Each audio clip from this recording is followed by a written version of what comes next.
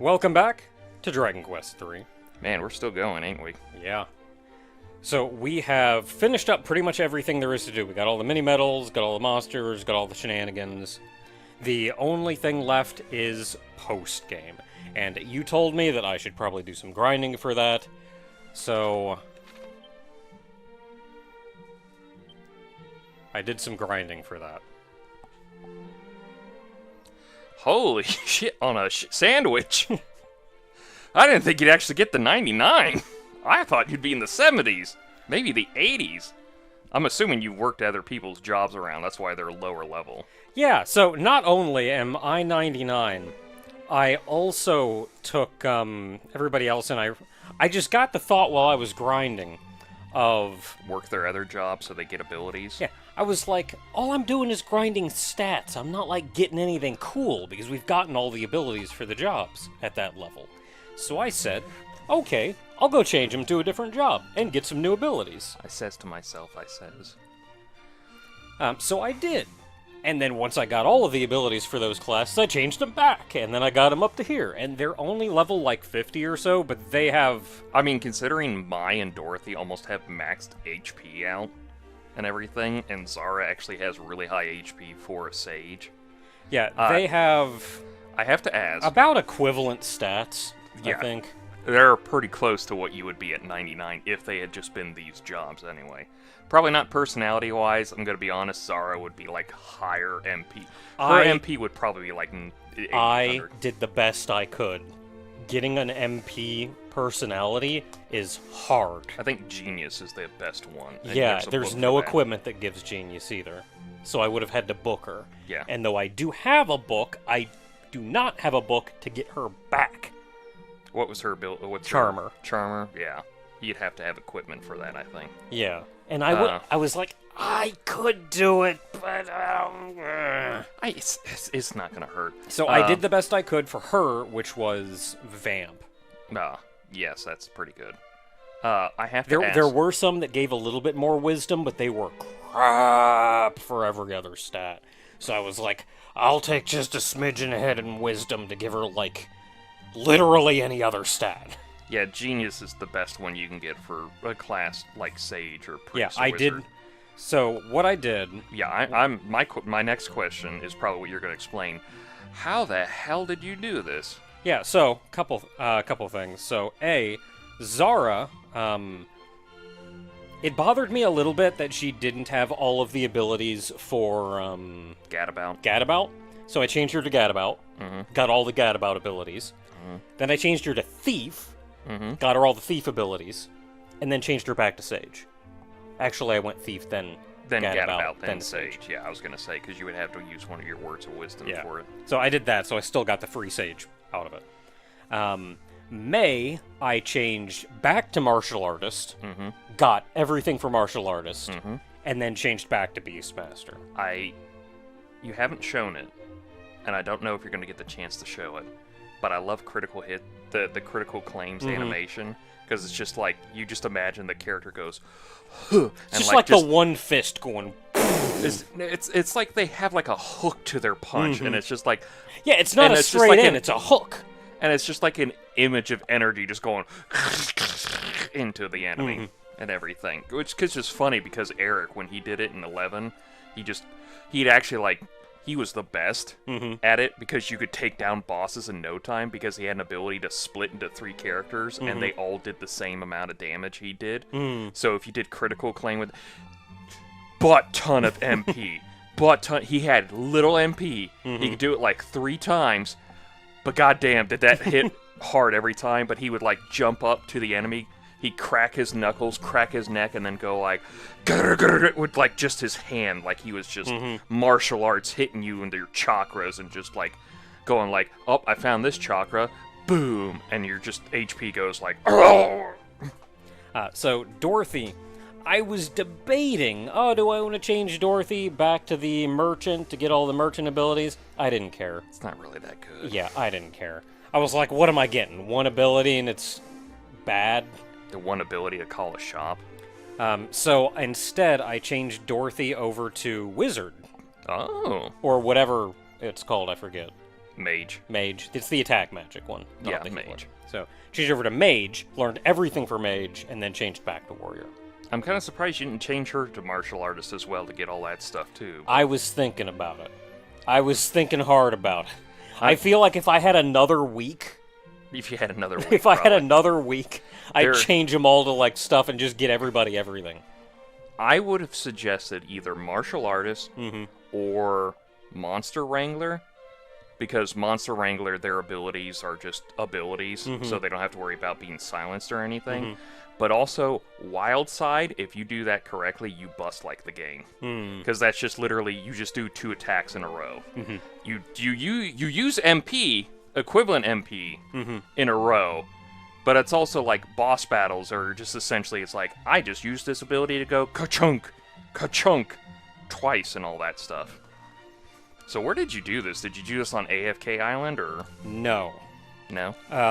So I started grinding on the Metal Slime Yeah, Island, and I was very quickly disheartened with that. they really do not show up as much as you really want them It's to. like once in a blue moon they show up at all, and even when they do show up, And you it's get, like like, a you nice- kill if you're lucky, you kill like one of them. Yeah, and it's like you get a nice group, you get like that nice group of 8, and then like half of them disappear on the first turn. Mm-hmm. And then if you don't have it's about 50% a turn. Yeah. that they'll run. And if you don't have like something like critical claim, or your sage is too slow and they can't get the dragon magic up, like 3 of the remaining ones leave and maybe one stays behind. But if you don't have any of your other stuff, like the other one leaves, and it's just like, what was the point of this island? Yeah, so I got real bothered by that real quick. So I started looking online, like, where the crap do you grind for this? Did you do the muddy hands?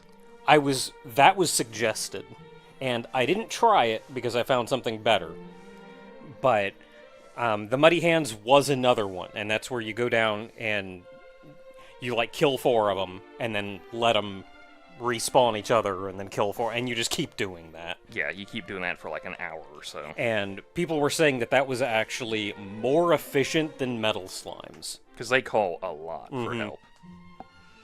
So instead, what I did. Because I think they can call for the statues too, and that's more experience too. So instead, what I did, and just looking through the stats here, I do notice their stats aren't as good as Tofu's. Well, you've constantly cut them in half Yeah. and reworked them, And then but also rework them. And like they're I would have gotten them higher, but I got to the point of like, I'm level 99. Yeah. All I'm doing is grinding stats at this point. And like, I wasn't looking at the other stats, or I probably would have, but I just saw Dorothy with max HP going, how much am I really getting out of grinding at this point? Instead, I did something that I potentially should not have done. I poked my head into post-game. Gasp. Yeah. So I haven't collected anything.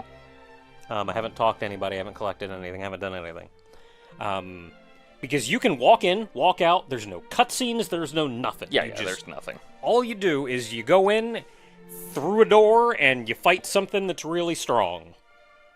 Oh, did you fucking deal with the King Hydra? Sure did. Oh, that was the thing I was telling you about. That was just like, oh, I ran into a boss. Mm-hmm. It's literally a boss. Mm-hmm. It's not anything else. It's a literal boss on the screen. I fought one and I was like, this guy's taking a while. And then I got like 22,000 experience per fight. And I was like, is this? And then do me a favor. Go to your menu. Go to miscellaneous and then go to info. Go to enemy list. Defeated monster list. Go to the very end, all the way to the back. Go over, find King Hydra. It's at the very bottom of this list. Check him. See how your number defeated is 120 more than he actually appeared? Yeah. Because that's because he's an actual boss in post-game. Mm-hmm. Yes. Even though it says, like, primary habitat, Zoma Citadel, and elsewhere. If you check any other bosses besides I think Solobaramos, because he shows up in 2 spots, only one area, only one area, only one area, 2 areas technically, one area, one area, one area. These are post-game enemies, but it's like, yeah, there's just a boss in post-game as a random encounter. Mm-hmm. He gives a lot of experience, but he's a boss Mm-hmm. at endgame. So you want to know something even better about that? Is he susceptible to death? No. Damn. He can attack you in groups of 3. Oh, I was not that lucky. I only got like groups where he was one of, and he had things showing up next to him. I did not get that lucky. So, for this, I will say, specifically for grinding, and I don't consider this cheating because it's just saving time, I did change over to Draki Quest. I do not care. It is grinding. It is an option within the game. If Which you can reminds change me the I should difficulty. change back, actually. Yeah, if you can change the difficulty and the game allows you to do so, I do not care. If it was within the game's parameters. And there were a couple things that happened while I was fighting them that made me drastically change around how I fought things. For one, nobody gets a power shield. They have all lost their power shield privileges. That they kept doing the mid-heal for everything kind of thing. So, King Hydra has effectively 4 moves. Yeah. And they all stink. He can intimidate the entire party, which means anybody susceptible to that loses their next turn. He can sleep the entire party. I definitely remember that happening. He can put up the no magic field. Yeah, I definitely remember that happening. And he can breathe fire on you. But that one's expected. It is a King Hydra. And that's effectively it. When you are fighting 3 of them simultaneously, at any given time, you have maybe 1 party member that can actually do anything. And the last thing they need to be doing is using Power Shield for 40 HP.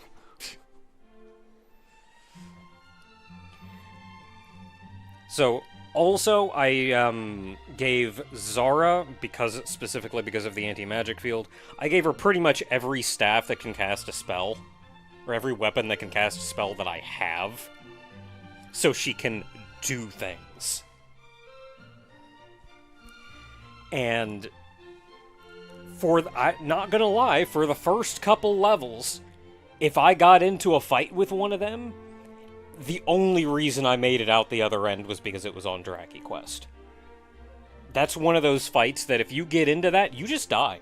You just die. That's the end of the fight. That's all you got. That's just game. Game. It's like, you just see it and go, nope, that's, might as well just reset, because... The winner, King Hydra. And Erdrick over here. You can do that. He's in Smash. Mm-hmm. I've gotten to the point now where I can potentially kill them. Potentially. Potentially kill them. I haven't tried not on Draki Quest. You remind me of a raid member who always who he doesn't do it as much anymore, but would always say something along the lines of like, when somebody would say something, he'd go like, allegedly. So that's what I've been up to. And the thing is, you get so much experience for killing those guys. Oh, did you see how much experience you had? Yeah, it's about 25k per person. per person Yeah, it's like 100,000 for each split. one of them. Yeah. Which means, be up until like your mid 50s or so, or up until about 50 or so, you get a level every time you kill one of them. Yeah. Yeah, you're probably like... Which also means I never had to worry about MP. Oh, yeah. Yeah, no, that shining light of... Like, yeah, I'm like deep down miles away from being able to heal my MP. Doesn't matter. Because every fight I start with full MP. So, with that said, I can only hope that I can manage things, because, boy, this is gonna sure stink if I can't. Listen, I did this at 70 on my character, and I didn't do the grinding you did. You'll be fine. I am, now that I've actually looked at their other stats, I am starting to think that I probably should have brought in the other party members up more. The only thing I'm disappointed with you is that you still haven't made a character that we can go get the Puff Puff with. That's true, I should have done that. So I never actually did talk to the lady up here, but after I went in, the exclamation point dropped from her head. Oh, she's just basically like, oh, no way. Oh, I'm so jealous. She's just basically like, oh, the way to heaven opened up? Wow, what a thing. This beam of light showed up out of nowhere. You should do something with that. That's basically it. I can just load my old save. Hey, lady. You know, close to heaven and whole world. Apparently, if you're in the title of a true hero, you can even get there from here. And that's what she says. And then you go in here and you go to Endgame. Yeah, that's basically all she says. And we're back. And I can see the light!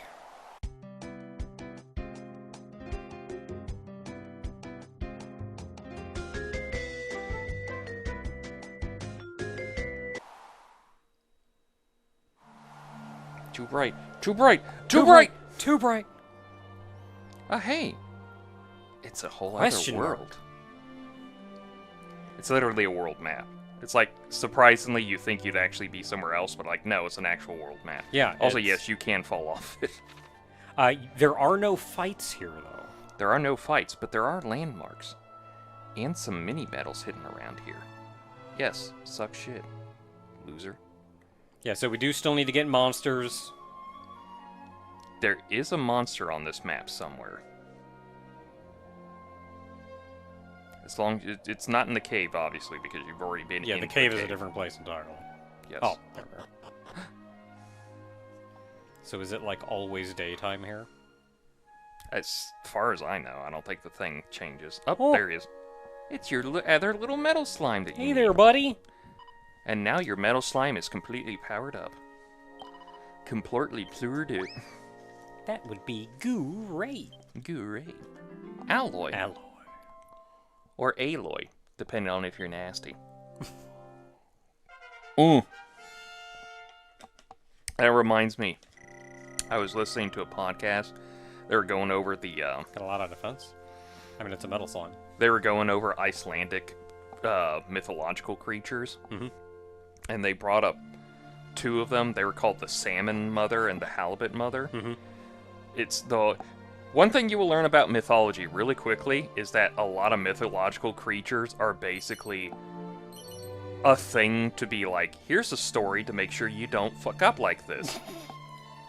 Like, if you stick with, like, Japanese stuff, specifically the Kappa, is just basically, what's so special about the Kappa? Well, people keep drowning at the river, so we have to make up a monster so they don't go snooping around the damn place. Okay, if there's a mini-metal here, do you know where it is? I think it's around the river. River? Or not the river, that lake you were at. It is somewhere weird.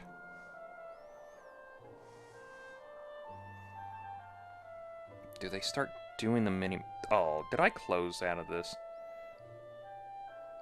Oh, no, well, I hey, kept you know it. what? Oh, you have a thief now. Zara is a certified thief. Yeah, so you can nose for treasure now. No, there doesn't appear any treasure on this level. Yeah, you're good. We're good. You good. You good. Anyway. So going in here is where the pain begins. Yeah. They were doing a scale of would you hang out, avoid, or eat the creature? Mm-hmm. And this may look familiar. So here's a real quick thing that I'm going to point out. Mm-hmm. Starting specifically with Dragon Quest III on the Super Famicom, Mm-hmm. I believe it's Dragon Quest III. They did not do it in 5. I think they did something in 6. They would start doing extra special dungeons at the very end. And what they would do is they took previous map sections and remixed them for you. Mm-hmm. So your end game bonus dungeon is basically, we're going to go through some old stuff you've been through. Yeah, it's one floor of a dungeon that we've already been through. This dungeon is made up of different floors from different dungeons, usually the largest and most annoying floors of each dungeon. Yeah, kinda, basically. And I think there's a different enemy roster on each floor, or at least maybe it changes every couple floors. Well, they added new monsters. Yeah, and there are new Obviously. monsters. It's not like the old monsters, or I could just friggin' holy protection my way through this. But anyway, they, So there are 3 treasures, yes. and I currently have everybody on all out, and I think what I'm probably going to do is just leave them on that. Just to get through fights faster. Get through fights faster, clear out a floor, because I'm going to be looking for treasure and whatnot. And if I, like, run out of MP, then I'll just, like, zoom back, heal up, and then go back in and not have to get the treasures. I mean, I'm gonna be honest. One thing you should have done is you need to do something for bonus content, for the other bonus content. It's annoying to do.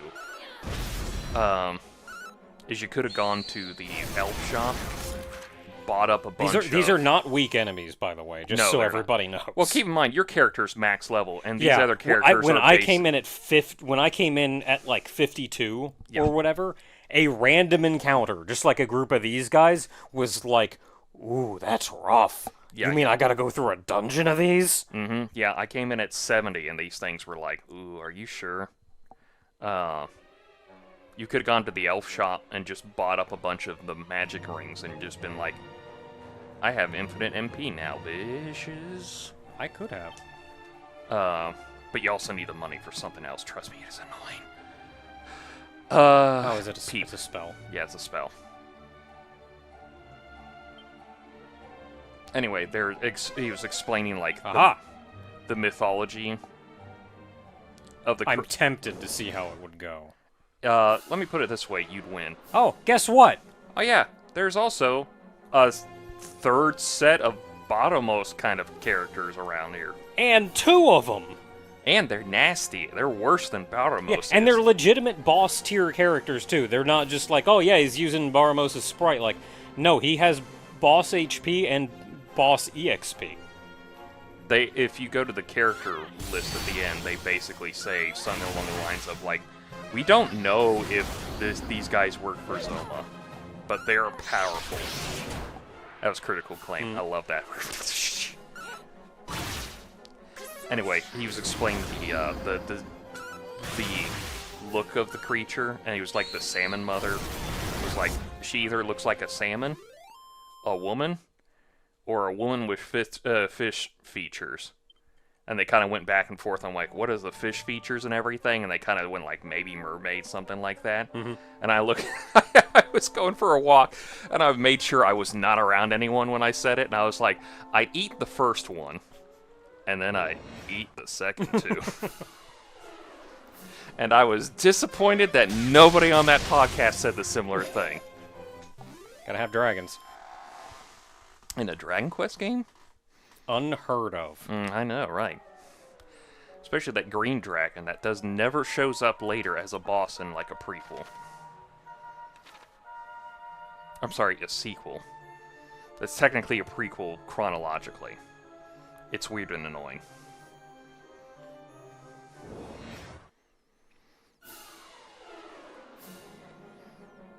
So this guy was, when I came in here first at like 54, this guy was one of the first fights that I got into.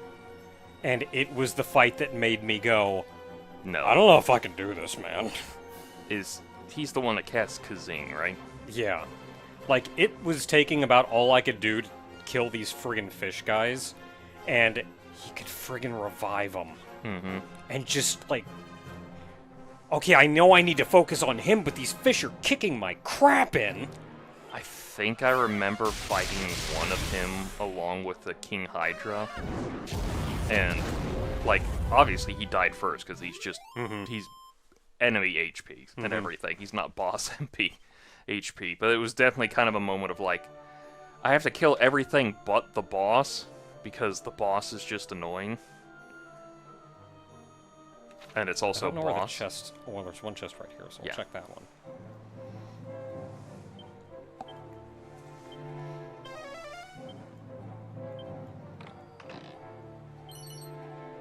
A seed of strength. Seed of strength. Yeah. Oh, so I also found what online resources I could in order to check equipment and see what do we have, what could I get, what would be best in slot or whatever, aside from post-game stuff. Yeah. And I was actually pretty well set as I was. Yeah. There's some stuff coming up here you can get. Yeah, like I'm sure there's going to be post-game stuff.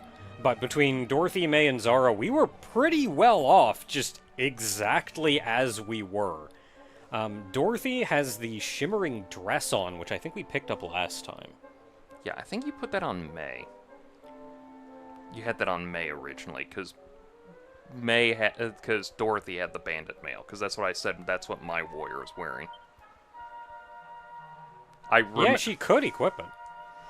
I remember specifically because It's we just were going 1 back point and forth. difference. Yeah. Anyway, you were reasoning. Yeah. Yeah, so Great Helm. So I gave May the Goddess Shield because if she doesn't have the Goddess Shield, the next shield that she can equip is garbage. Or the Power Shield, and they've lost Power Shield privileges. So I gave May the Goddess Shield, and then Zara and Dorothy are both using Silver Shields, which, again, not a great shield, but it's the best they can have that's not a Power Shield or the Mirror they've lost Power or Shield the Mirror privileges. Shield. Yeah. Really, the Power Shield should have been, like, more heal instead of mid-heal at this point, because... Yeah, it's useless to use it. Because you get it such an endgame area, and it's just like, it's a free mid-heal, and it's like, no. We've long since gone out of that threshold. Oh, also, everybody gets a Rousing Ring. Everybody gets one. Everybody gets a Rousing Ring. Any particular reason? King Hydra's mostly. Oh, the sleep stuff. But other enemies do that bullcrap too. Just like, everybody gets a Rousing Ring in here. I got so tired of being asleep. And then other than that... I need you to stop and realize what you just said. I got so tired of being asleep.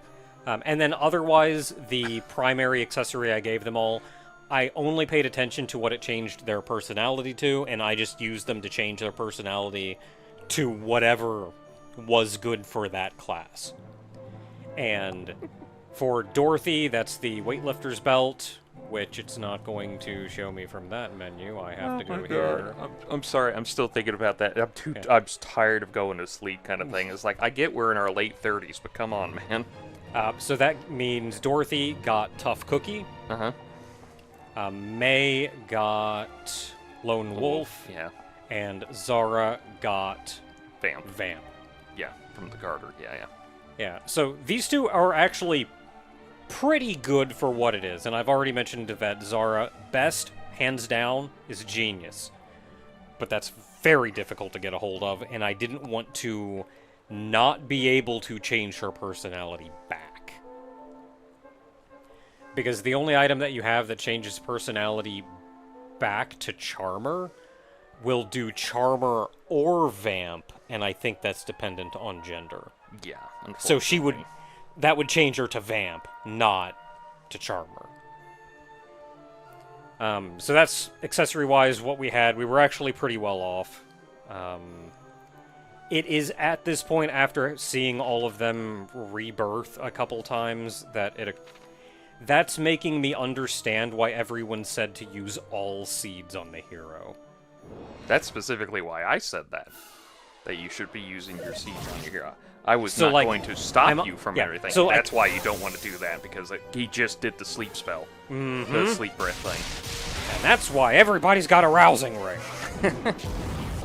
Which is weird. I thought your Sacred Amulet would protect from it. It does, but half as good as a Rousing Ring. Okay. It protects against multiple status effects, but each one half as good as at least the Rousing Ring. Oh, so I see that it is. A goddess gives you a special amulet supposed to protect you from shit, but a Rousing Ring you got from a merchant in the starting town does better. Yep. In this one very specific situation. Also, they use Kaboom a lot, which surprises me.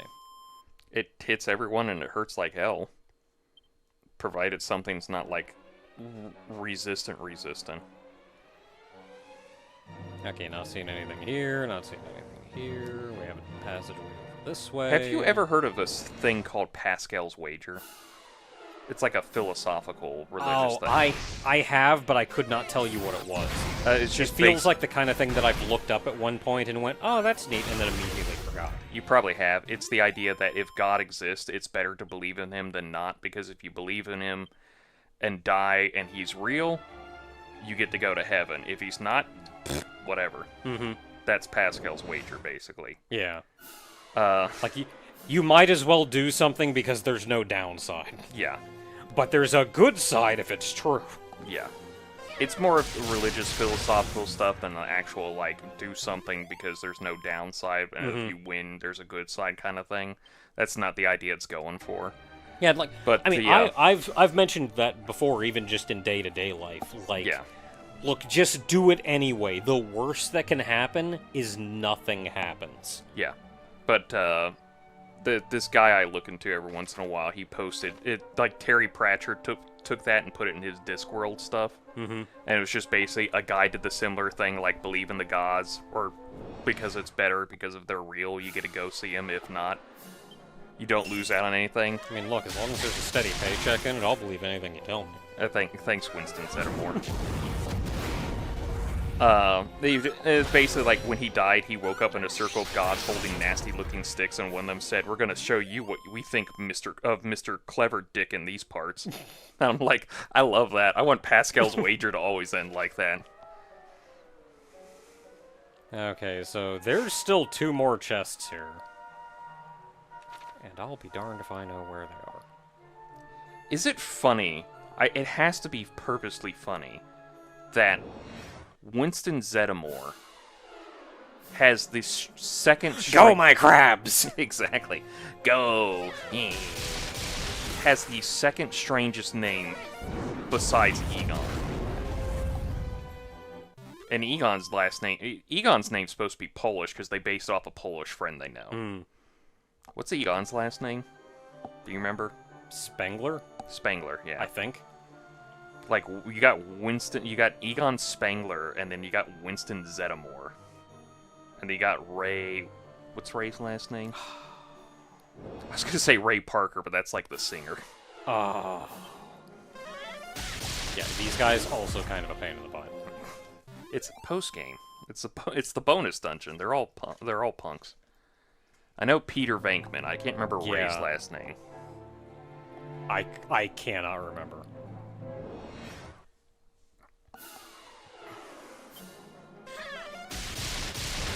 Oh, wait, does a mimic count towards chests? Yes. Okay, so there's only 1 chest left. There's only 1 chest left.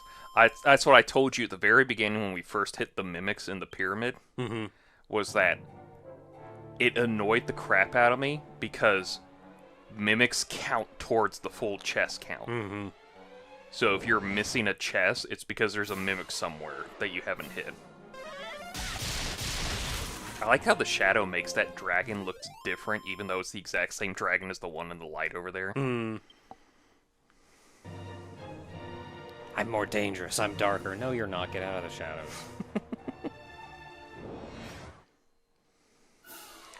I think the one thing that always made it funny for me for Ghostbusters is I love Ghostbusters as much as any other kid can love Ghostbusters. And I say kid because we're all kids on the inside when it comes to Ghostbusters.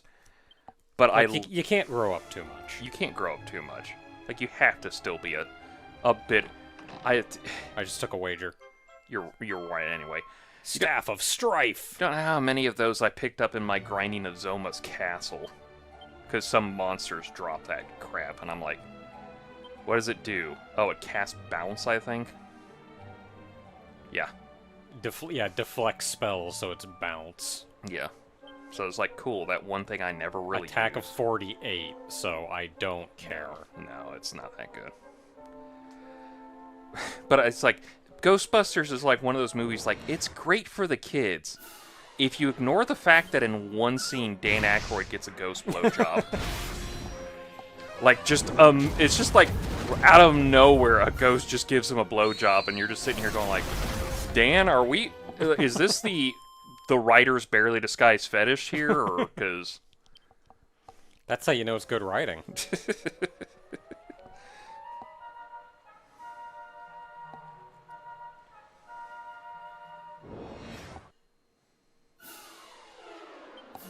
Oh, Ray Parker Jr. did the song for Ghostbusters. That's why I'm thinking of Ray Parker. It was Ray Parker Jr. Ray Stantz. Yeah. Stantz, that's what it is.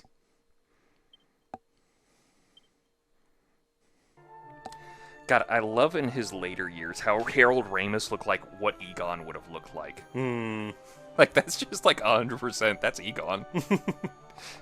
You cannot tell me otherwise. Just got that mad scientist look to him.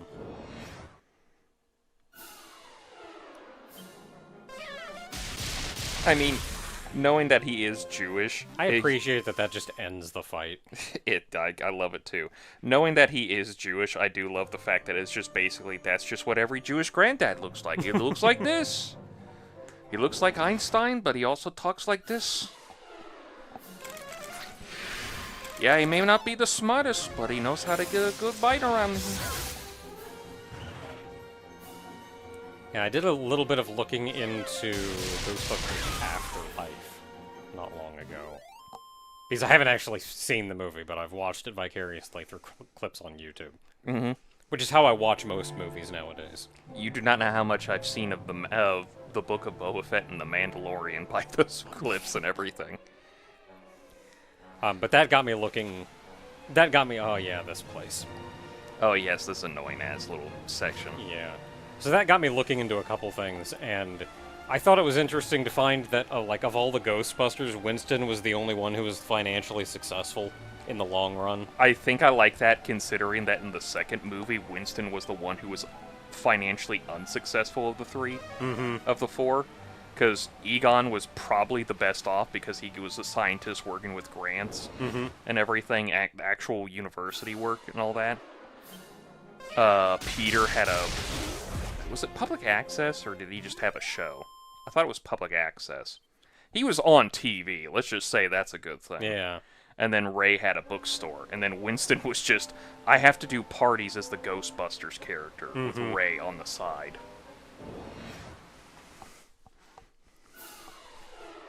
And, like, by the time Afterlife comes around, you find, like, they're just not doing so hot. They got, like, the bookstore or whatever, but it's not doing great. Considering how most bookstores are doing nowadays. Yeah. And Egon ended up blowing pretty much all his money on, preparation for Afterlife. Yeah, and Winston actually owned, like, a successful farm. He ran a company and... Isn't, like, the whole point with Egon is that he knew Gozer was going to come back? Something like that, yeah. Like, the whole, like, all of the lead up to Afterlife was effectively that Egon was living alone, crazy man out in the middle of nowhere, preparing to actually defeat Gozer. I kind of hate the fact that I understand why they had to kill him off, considering that Ramis had died beforehand and everything. I kind of hate the fact that Egon is the one that gets killed off. Yeah, I feel like the movie was very well written, given that. Like all the characters, it's what they had to do, and they handled it beautifully. Yeah, but still, like you're saying, like it's too much. Like, and I hate to agree with Bill Murray, because Bill Murray is like a funny guy, but personally he seems kind of like this asshole, really. Wasn't it him and Harold Ramis that got into like a decades-long feud? I think the idea that we never got a Ghostbusters 3 was that Bill Murray did not want to do a Ghostbusters 3, and basically just held off as long as he could, and that's why we never got the Ghostbusters 3 we want. Hey, somebody leveled up. Hey! That we got the Ghostbusters 3 we wanted because Harold Ramis had died by then, so we could never get the full crew back, even though we had, like, the video game and everything. I think it was Bill Murray. I couldn't imagine it being Dan Aykroyd. Dan seems too nice and chill to be like, Yeah, I'm I gonna be couldn't. in a I feud couldn't with you. imagine it being Dan Aykroyd. Oh my god, I don't want to take away from this moment. Do you remember? Oh, what's his name? Oh, she did voices on The Simpsons. I know it doesn't narrow it down. Troy McClure. Was it Phil something? Phil Hartman. Phil Hartman, yes. So you remember how he died tragically? Mm-hmm. You know, his wife had a relapse and did the murder-suicide thing. Mm-hmm. Supposedly, Andy Dick was the one that gave her the drugs that went back and everything. Because he's Andy Dick. He's kind of an asshole. He's Hollywood's asshole. Mm-hmm. Supposedly, after all that had gone down and everything, John Lovitz confronted Andy Dick in a club and everything, and he socked the shit out of him. It's just like, I love the fact that there's just like some group of people who got to see John Lovitz come up to Andy Dick and go, and just slug the shit out of him for it. But You know what? I'm just gonna open it. It is what it is. yeah. Oh, it's a Blizzard Blade. Blade, don't You I? get a second one. Yeah, I was gonna say, don't I have one? I think. I have like no MP left, so I may be thinking of leaving, but I would like to do a little bit more before then. But I don't think I reasonably can. I can maybe try to get that middle one. I believe Bill Murray and Harold Ramis had a falling out for a bit. Yeah. 'Cause- Well, it was decades long. It was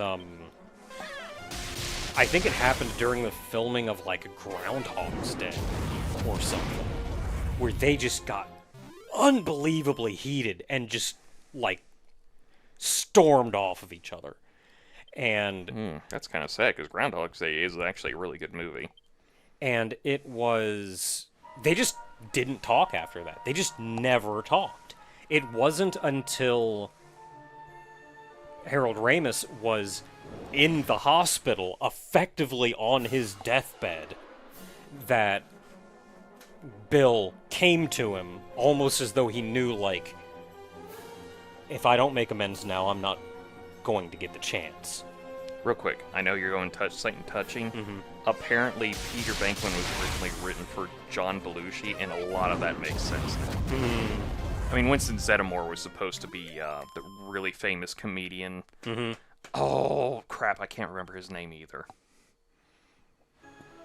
Oh, I'm not going to remember it. Go on. So, yeah. So he went there.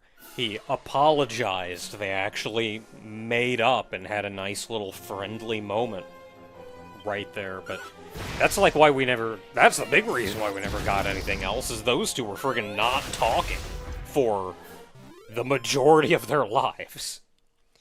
And it mostly comes down to Bill Murray being a very big prima donna. He really comes off like it. Like, I hate to say this. He was absolutely too big for his britches. I hate to say this, but you know Caddyshack? At like the big movies that Bill Murray has been in? Caddyshack, I think, is the only one where I've seen Bill Murray play somebody else other than Bill Murray billed as this character. Like, even Peter Venkman is like Bill Murray as Peter Venkman. It's just basically Bill Murray as Peter Venkman for me. Because it's all basically Bill Murray. Like, even his cameo in Garfield is just basically Bill Murray as Bill Murray as Bill Murray. Yeah, and like, we've gotten a number of reports over the years of how he is just a big prima donna. He's really hard to work with. He'll make what changes he wants to make, and you have to deal with it. And that's where, like, Ramis he just got fed up with him, and they got into a huge fight. And, like, over the years, of course, he's mellowed out. So especially, like, in the end, he goes over to apologize. Like, it was my bad.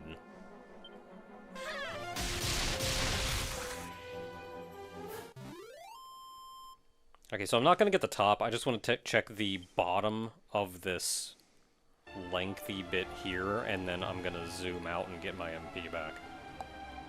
I mean, I guess I could try to go without Tofu casting spells and see what happens. We'd probably be fine. But then we wouldn't be able to do that.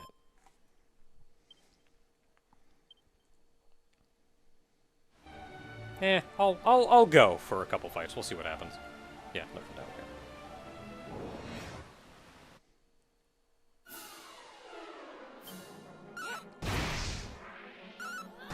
Feuds and allegations. Here we go. Murray has been known for her mood swings, leading to Dan Aykroyd to refer to him as the Murricane.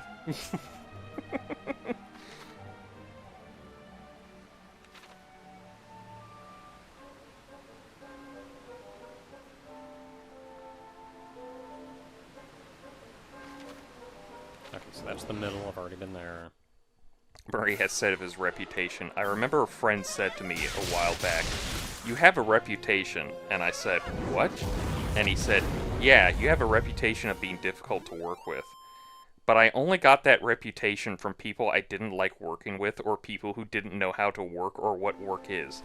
Jim, Wes, Sophia, they know what it is to work and they understand how you're supposed to treat people." I guess the idea if he doesn't like you, he's hard to work with because he's like, doesn't think. You have to keep in mind, he was a comedian into SNL. He's probably worked a lot harder than people expect him to have. And I'm not saying that doesn't like completely negate his whole like don't be a dick to people kind of thing. It's just one of those like you don't really have an idea what it was like to be a comedian in the 70s into the 80s, working SNL. And then being able to do the movie stuff and everything. I'll get that on the way back.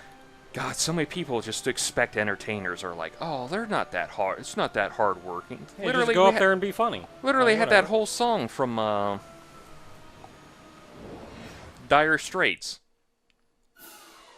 Oh, this is gonna be fun without any MP. I'm only thinking of the Beverly Hills song because the Beverly Hillbillies that Weird Al did a parody of. But, like, that whole song is literally just about that stuff. It's just, oh, look at those people. They got the fancy, easy jobs and everything. Well, we're busting our asses over here. Well, it's like, over there in Hollywood, it's like you have to be up at 5 in the morning to do a 7 a.m. shoot. And then you have to work for another 10 hours after that. And then after you're done with the movie, you have to go out and advertise the movie and everything. God forbid you have makeup of any kind, so you have to sit in a chair for several hours while you have somebody meticulously putting stuff on you. And you can't move, because if you move, it's another hour to everything, because they have to rework it and then continue on. There are no easy jobs. If you're doing work, you're doing work. Yeah, I think the idea, especially given Bill's response to that, is... Like I said, he will do what he wants to do, and he will change what he wants to change, and everyone has to accommodate that. And the people that he works well with are either the people who are cool with that,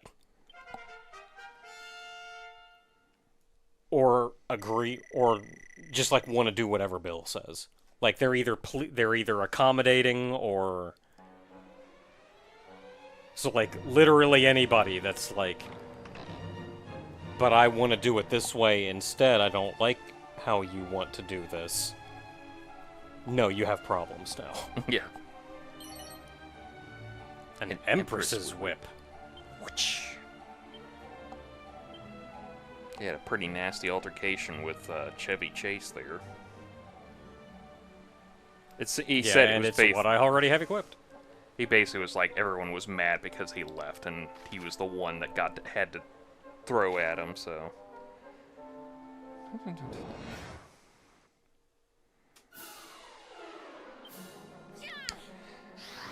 And Murray also had a falling out with film director and longtime collaborator Harold Ramis during the production of Groundhog Day. According to screenwriter Danny Rubin, they were like two brothers who weren't getting along. Apparently they had such an intense creative differences that one day Ramis grabbed Murray by the shirt collar and threw him against the wall. Damn, Ramis. I didn't know you were that strong. Ramis got hands. Just getting tired of your crap.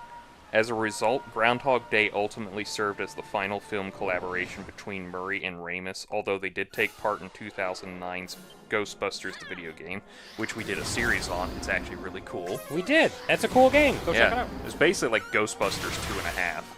Yeah, it's kind of the unofficial Ghostbusters 3. Yeah. Murray eventually reconciled with Ramis just before Ramis' death in February 2014. Damn, you weren't kidding. That was decades long. Mm-hmm. I do love the image of just Ramis grabbing Murray by the collar and just going, "You son of a bitch, do the goddamn work!" And like everyone just looking at it and going like, mental note, don't fuck with Ramis at any time. Like, Ramis does not strike me as the kind of person to get that heated. I can see him getting angry and upset because he's a director, writer, films, all that stuff. But him getting actually physical? Yeah, so like that is like, oh no, when you've done that, you've hecked up. When you've got that out of him, you have made a mistake. When Harold Ramis is throwing hands on you on the movie set, you've long since pushed back patience. Like, him getting mad, I understand. Him throwing you against the wall, Murray, you just fucked up. You're in the wrong. Okay, so I need to check the bottom.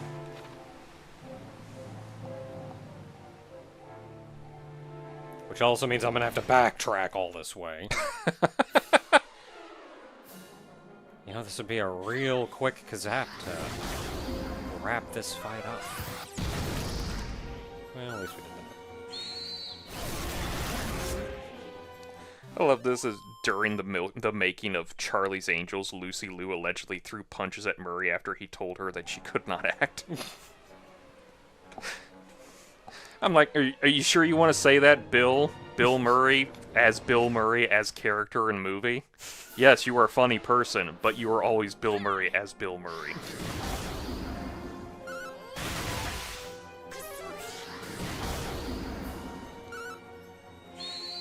I think if that says anything, though, it's he can act.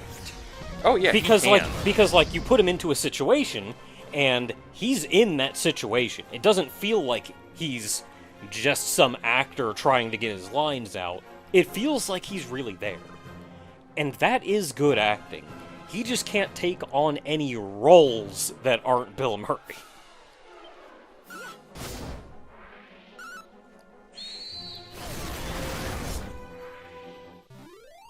Which is why Gary Oldman is still like my favorite actor. Mm. The Man of Thousand Faces. I think some kind of Actors Guild actually gave him that title. Okay, I don't see anything up there. And I still remember the first time I was telling you about him. I was trying to explain, like, the kind of roles that he does, where he gets into the role, he's never, like, the main guy. He's never playing, like, oh, yeah he's the protagonist of this, playing the protagonist of that. I think this was around the time that he was Commissioner Gordon in the Batman trilogy, and he was also Sirius Black in the Harry Potter movies. And so I remember saying, like, because he won't play that, he'll play kind of supporting roles or whatever, still major roles, just not like the main guy. And you said then, oh, so he'd be like Commissioner Gordon in the Batman movie. And then we looked into it and went, oh, he actually is Commissioner Gordon in the Batman movie. I think he also said he's the guy who, like, does the big films so he can just pay for the small films. Yeah, like, he wants to do these cool, small, artsy films, but he also needs money, so he does the big movies so he can do the little ones.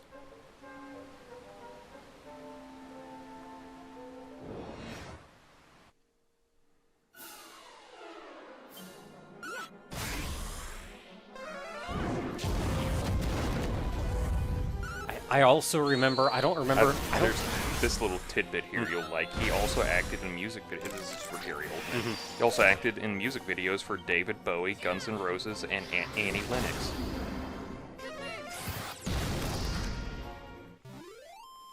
I remember one. I don't know if it was a that Commissioner Gordon thing. God, I remember that now, and I was like, oh, he was.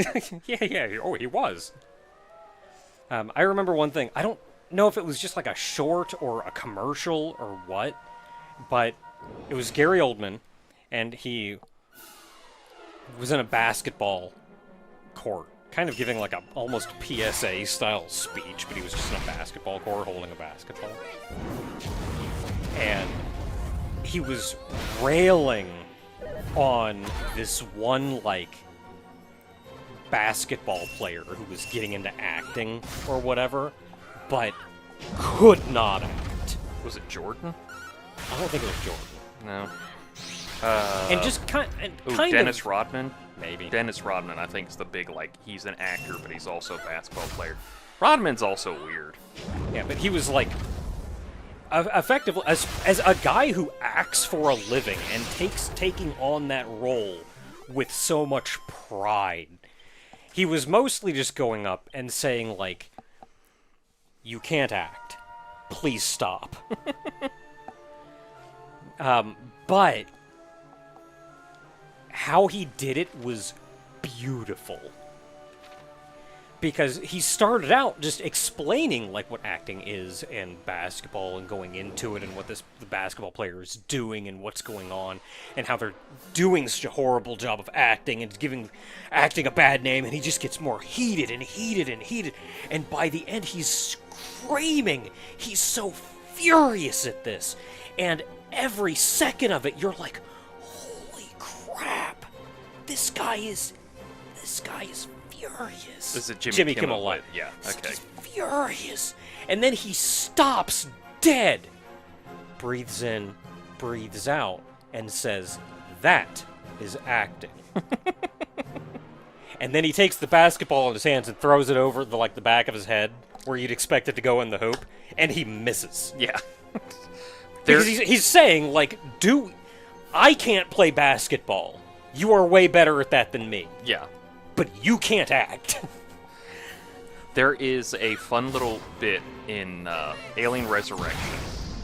The movie, I believe Sigourney Weaver said it's either that or Avatar, where they asked her how did they get her back in this movie, and she said they drove a dump truck of money to her place. And there's a bit in the movie where she's like Ellen 8, Ellen 9, something like that. She's a clone of the original Ellen Ripley. There's the crew that brought in people. They brought in people who thought they were going to go colonize elsewhere, but they're being implanted with facehugger stuff because it's the military. They're trying to make aliens for the military, which has never gone bad whatsoever in these movies. And the mercenary crew is just hanging out until they get paid, and then they can leave. And so they're hanging out in, like, the basketball area, and they have this scene together and everything. And Ellen is like, as she's leaving, Sigourney Weaver just, like, hucks the basketball behind her. And, like, they're expecting, like, oh, she'll miss, we'll splice it in later as her making it. First shot, goes right in, and Ron Perlman has this, like, no fucking way. Like, he ruins the shot because he was so shocked she made it. Like, I think they barely managed to salvage it, but, like, his character doing that little, like, thing afterwards is because they had to, like, redo his thing, because he was like, no shit. Which, honestly, they should have left in. Like, if he had called her, like, no shit, Sigourney, it's like they should have just kept, like, cut out her name. And just, like, there is, like, it's such a funny, just, like, nobody's expecting this to happen. She nails it in one go, and it's just like, no shit. Like, I liked that about the Gary Oldman thing, though, because you're 100% expecting that to go in. Oh, because he's just going on about how this, like, you're garbage, I'm so much better than you kind of thing. But he misses. Yeah, so he misses. So it's just like, oh, no, I'm just bad at basketball. And, like, and he knows he's gonna miss. That's, like, part of him showing that, like, yes, I can act. I can't play basketball. You do you. Oh, he was offered the lead role in Edward Scissorhands. Oh, he would have killed that. Oh, he definitely would have. Oh, he used Lee Harvey Oswald in Oliver Stone's JFK. Sage's Elixir. Somebody called Count Dracula and Bram Stoker's Dracula. Yeah, he was Dracula in the old Bram Stoker's Dracula movie.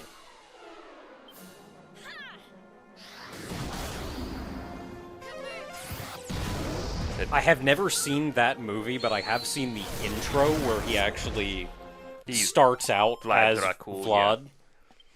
And there's that, like, miscommunication or outright sabotage where someone sends a letter back to his wife saying that he died out on the field of battle. So his wife kills herself.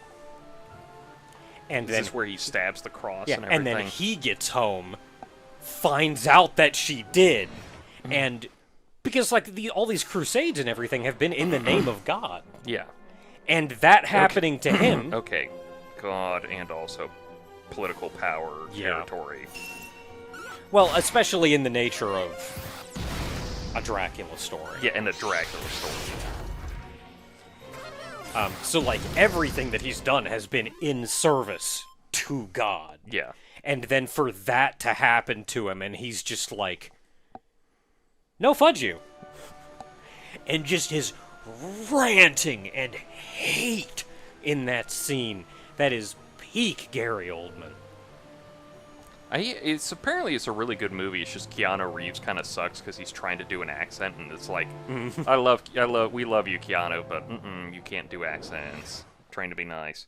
I also love the fact that I never remember his character from The Fifth Element, but apparently his name is John Baptiste Emmanuel Zorg. Zorg. I just love it. He's got like normal French name up until last name of Zorg. Well, the company's name is Zorg. Yeah. Like, I don't even remember the rest of his name, except... John Baptiste Emmanuel. Yeah, except when they're first introducing him, and you get that, like, zoom in on the building as they actually go through his whole name, and then finally cut to him when they say Zorg. And, like, from the outside, you can see the big Zorg on the building. I remember it being, like, kind of weird. I keep thinking it's, like, Oz or something, but, yeah, Zorg. He was also We considered. did it! That's all the chests on this floor. He was also considered for the role of Morpheus in The Matrix. I'm out of here. I don't know. I kind of like what they did with Lawrence Fishburne. Yeah. Fishburne. I Yeah. mean, knowing Gary Oldman, he still would have knocked it out of the park. Oh yeah, he would have been great, but Lawrence is just better. Yeah, Lawrence did a wonderful job, though.